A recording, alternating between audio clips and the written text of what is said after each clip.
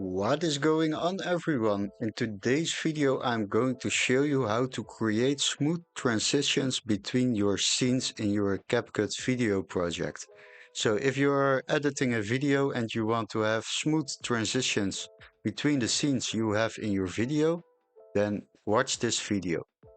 For now I have created a small project, and this is the first scene, white background with text smooth, and the second scene is black background with the text transitions.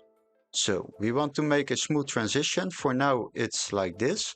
If I play it, it suddenly jumps to the black background. So if you want to create a smooth transition, just go to transitions on top, and then you can find all the transitions available on CapCut PC.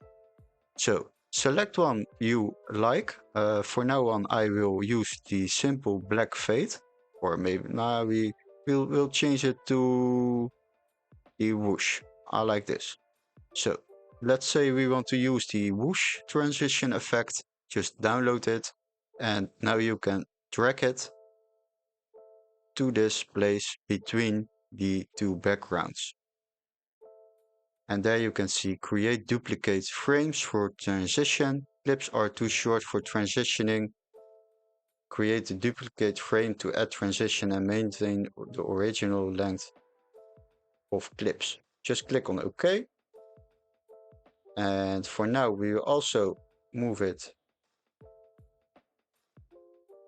to this place.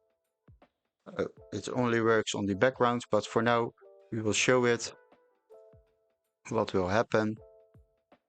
And it is a very smooth transition into your black background. You can also select the transition and adjust the duration. So if you want to make the transition a little bit longer, so it starts more early and ends more late, then just adjust this duration section and it will be adjusted. As you can see, the transition will be a lot more smooth.